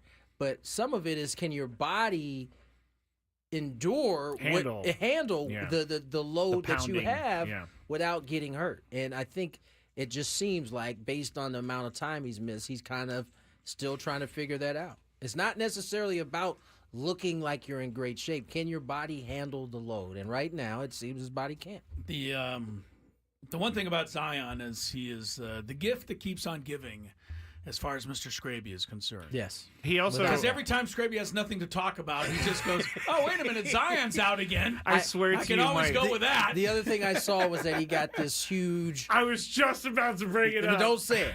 This is. I promise you, this was my thought. Yeah. I saw the news. I also saw later on him have this huge back tattoo that he had done. Huge. And all I could think was, somehow Scraby has connected this back tattoo to his latest injury. To him being missing time and not being on the court for his team. No. What I connected it to is this guy is just loving doing whatever he wants in life. Same thing. It's the same thing. It's like, I don't care. I'm injured. I have millions of dollars. I'm going to get a back tattoo. I just knew that's what he was going with it. Knew it.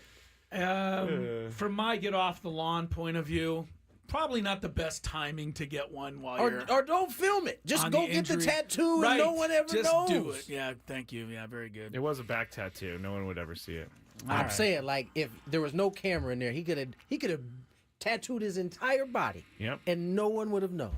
But you're hurt. You ain't out there. You videoed. You put it out there for everybody to see. Can't come to practice, but I sure can get a tattoo. That's what people are going to say, even if it's not true. Yeah. You have a chance to be qualified out there for a chance to win a grand prize. 2-night stay, Westgate, Las Vegas, 2 tickets to Soul of Motown, and $150 food and beverage credit. The Westgate Las Vegas Resort and Casino features newly designed premier rooms, part of their $70 million room renovations. The award-winning Soul of Motown is a high-energy concert-style musical tribute celebrating Motown legends. This is a must-see show during your next Las Vegas vacation getaway. Tickets at thewestgateresorts.com. In addition, you'll win a 4-pack of tickets to see the San Diego Seals lacrosse home opener this Sunday, Pechanga Arena, against the Philadelphia Wings. Enjoy fast-paced, nonstop action in a family-friendly environment. See SealsLAX.com for tickets. I don't know, that took so long. Philadelphia Wings. Yeah, I think the Big Five. That took so long, I think the show's over. Nope, we have time? Yes, we do. All right, let's go. If you had one shot, one opportunity to take down the human almanac himself, howdy do. Now is your time. Listen to me, this guy is dangerous. Now is your opportunity to win a prize. Well, I hope you know what you're in for. Chris versus the Fans starts now on 97.3 The Fan. All right, so you have to make it through 3 questions. Each question will get more difficult. If you get the question right, you move on. If you get the question wrong and Chris gets it right, you're eliminated. But if Chris gets it wrong, then you move on to the next question or you win. If you're a first-time player, let us know. Before you get into it, you'll get the first question for free today. Chris vs. the Fans is presented by SD Fat Loss. Lose 20 to 30 pounds in just 60 days. Visit sdfatloss.com to schedule your free consultation. All right. Bada boom, bada bing. Why don't you give me our first contestant there, Scrape? Let's go to... Gotta reveal the contestant names. Let's go to Jeff. Hello, Jeff. Happy Monday to you. Hey there, guys. Happy Monday. Hi, Jeff. And I'd like to say I'm first-time player. First-time player! All right, here we go. Well done, Jeff. Second question. On to number 2. Eric Dickerson holds the record for most rushing yards in a season. Who's second? Ooh, good one. I think it's still Jamal Lewis. Good guess, I think. Jamal Lewis, number 2. He said Williams. He said what? Williams. He said Jamal. He said Jamal Williams? No, he said Jamal Lewis. He said Jamal Oh, Lewis. what the heck? Either way, it's Jamal Lewis is not correct. No, it's not. If it makes you feel any better, Jeff, that would have been my guess. Now I will go with... It's one I'm going to go Sean Alexander, LT. Sean Alexander. He's going Sean Gap between the teeth Alexander. Does he really? I can't see that. Good for you, Jeff. Nice work, Jeff. The answer, Mr. Adrian Peterson. Oh, I should have thought of him. I think he finished 4 Let's get yards. number 2. 4 yards short of Eric Dickerson's record, something like along those lines. All right, here we go. Question number 3. Chance to win it all, Jeff.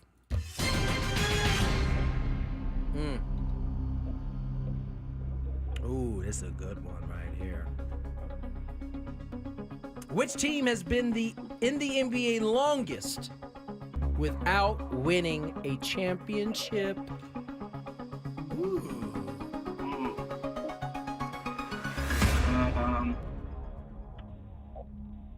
Phoenix Suns. Woo!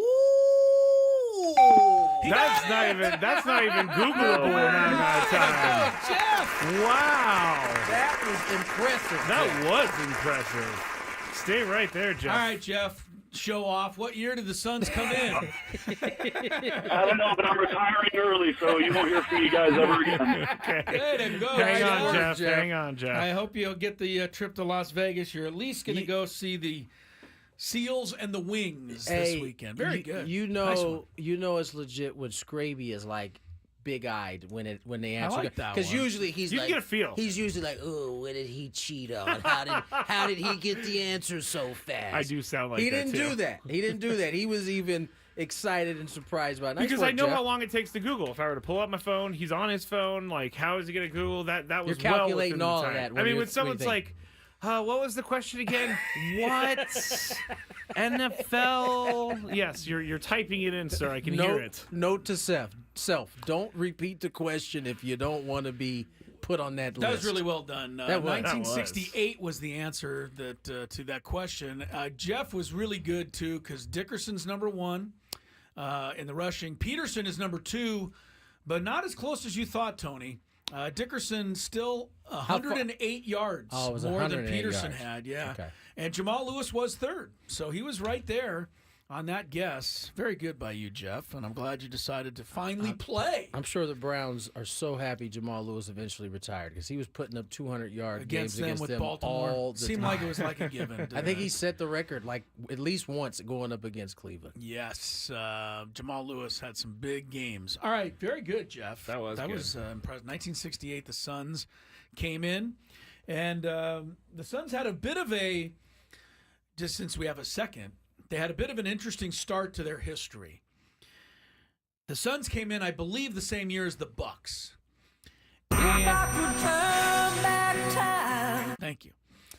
And the prize in the draft that year was one Lou Alcindor, otherwise known as Kareem Abdul-Jabbar. This was back in the day when these used coin flips, wasn't They it? did a coin flip, and they didn't even. This is 1967, before the team played. They didn't have any Zoom call. So this might There have was just two made it guys, up. one guy in one office, one guy in another office. One guy flipped the coin, call it. The other guy said heads. It came up tails. Whatever happened, Bucks got Lou Alcindor, Kareem Abdul-Jabbar. Suns got a guy named Neil Walk. Yeah. Didn't turn out the same.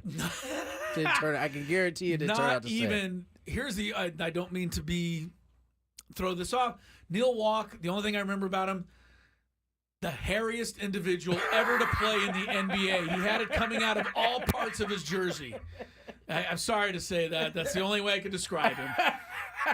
He certainly wasn't Kareem Abdul-Jabbar. It's a trip to So think it's a slow start for the Suns. It's a trip to think that back in those times. Yeah, can you imagine? imagine? It just boiled down to. I mean, that's how the Lakers got Magic. Was a coin flip. Yes. Ultimately, And against the Bulls. Against the Bulls. Bulls got Scott May.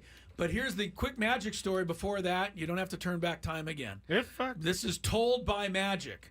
The year before that, after his junior season, he wanted to come out. The team picking that year was the Kansas City Kings. They were first. They're now the Sacramento Kings. Anyway, Magic went in, met with the GM of the Kansas City Kings. The guy said, I'll give you $275,000, whatever. That was a ton of money back in those days. Magic looked at the guy, said, wow, that sounds pretty good. I think, where do I sign? Magic's dad said, hang on a second. Let me talk to you for a minute. Brought him outside. Magic said, what's up? He goes, you're not going to the Kansas City Kings. And Magic said, but Dad, that's like a ton of money. And Magic's dad said, son, you've been poor all this time. You can be poor one more year. You're going back to school. And Magic, he went back to school. He went back to school, and he ended up winning the national championship his senior year at Michigan State. Wow, good job, Dad. Good job on that. Got him one to the by Lakers. Dad. Yeah. His dad said, yeah, you've been poor all this time. You got it. You'll be Another all right. year. You'll be all right. A big deal. You've done this. Magic was ready, though. He was like, I'll take it, man. He was. So life could have been a whole lot different. The world could have been different. All right. No doubt about it. Is this me? Am I taking no, it? it is me. Good job by Jeff. Stay on there. Scrapey's going to get you in a second, and then we're going to tell you this story that is kind of getting a little big here, and I predicted it might, but the NFL is taking some criticism, well-deserved, I say. Sean Payton's the only one happy about this whole thing. Right, Sean. And if Sean Payton's happy about it, you understand why the rest of us aren't. More Gwynn and Chris after traffic. From the 97.3 The Fan Traffic Center, here's Kelly Danick. Traffic is sponsored by Valvoline Instant Drive, the oil chain.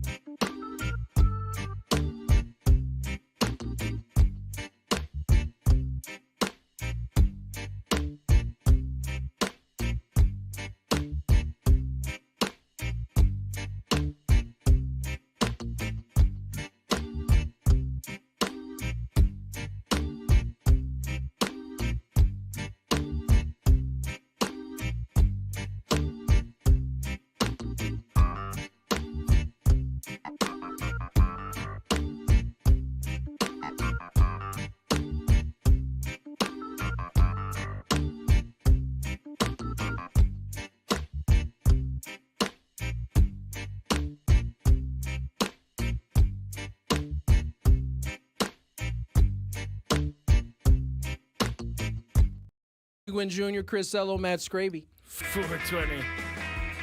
That's what time it was. That's all I was saying. I know.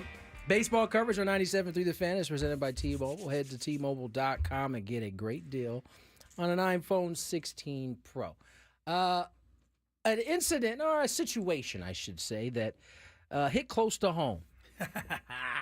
Seems to be hitting close to everybody's home. Yes. The Chargers and Denver had their game flexed. Mm-hmm. Of course, that was the same game that my man Chris Ello and his lovely wife Lori were headed to. And now, at least as of last week, they weren't going to be going. And yeah, so are a whole bunch of other people had this messed up. Yeah, we talked about it, Tony, at the time. I was, not kidding when I brought it up, but I mean, I was a little bit, just didn't quite get this. I mean, the NFL has always flexed the Sunday afternoon game to a Sunday night, and I don't think that's a hardship on anybody. But they've took the game scheduled for December 22nd, a Sunday, and flexed it to a Thursday night.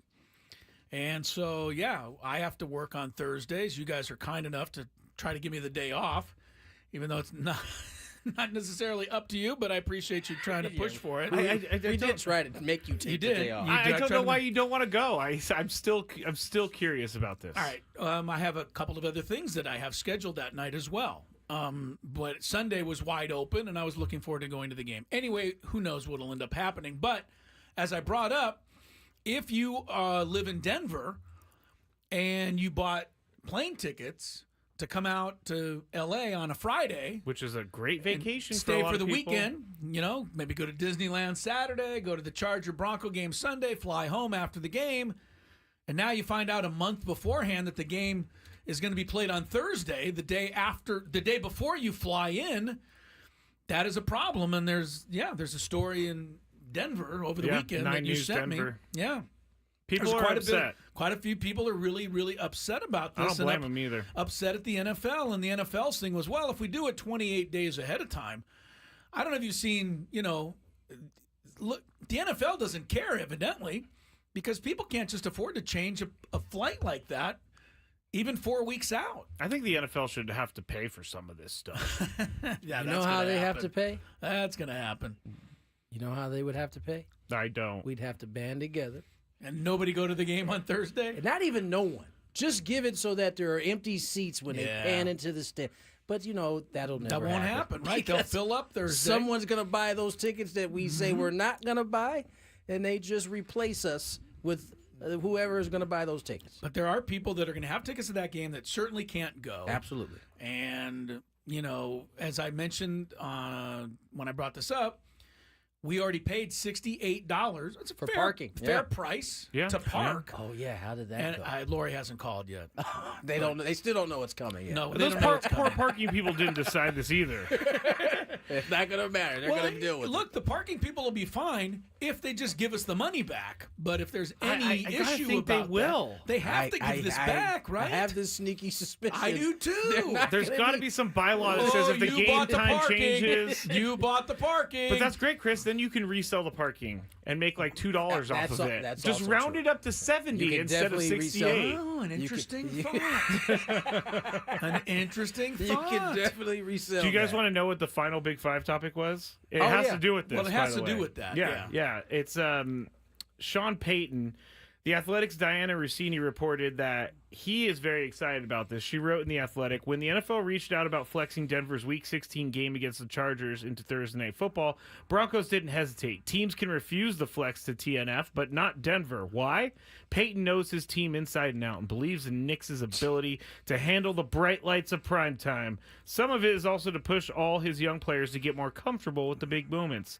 Instead of shying away from the spotlight, the Broncos are leaning into it. It's all a part of Peyton's vision, end quote. Okay. My question was, are we giving Peyton too much credit? Yes, we are. Anything above no credit is too much for Sean Payton. I don't know that we're giving. concerned. If I'm being fair, he has turned a pretty bad team. They're much better. They're a much There's better no team question. this year. I don't think And there's I'll any tell question. you, Knicks doesn't get any of the talk. I mean, everything's on Daniels being the rookie, and the Knicks has done quite well for the Broncos. I must say He has. He's been really he's good. done a hell of a job. So we'll see. I still I still think he's probably given far too much credit, but he has to be given. I don't credit think for this is turning around his things. design. Like No, not the. Oh, you're talking about her writing. bringing- Yes, like this is Peyton's vision. He didn't like get Well, the job. That's thinking, how he spun it to her. Of course, he's a great sales guy. I can't wait to get these guys in this environment. Sean Payton is. This is a look how at, I see them. He's a look at me type of guy, and this is why we're not fans. He always does this with his mouth. He does do that. Does what? He puckers his lips whenever he's mad. Watch for it tonight. He does. Or the visual, whenever they play next. The visual is hitting me. Yeah, pretty he good goes. today. He does. He looks like a muskrat or something. A muskrat. Huh? Oh, we've stalled enough. We are at the end. Monday Night Football, the Harbowl. Harbowl. Yes. Harbowl. Scrappy, what is that shirt for people that are looking at it all day on the chat? He's been showing it to us like we trying knew to what figure it was. it out. Art the Clown from Terrifier wearing sunglasses. It's very great. Nobody knows what you just said. I actually, when I went to go pick up my lunch today from Jersey Mike's, not kidding, the two people behind the counter goes, I love that shirt. Yeah, they both are watching. They go, Art the Clown. They're both are watching murder mysteries and all kinds of weird stuff like you, I'm sure. Yep. Monday Night Football up next. See you guys tomorrow.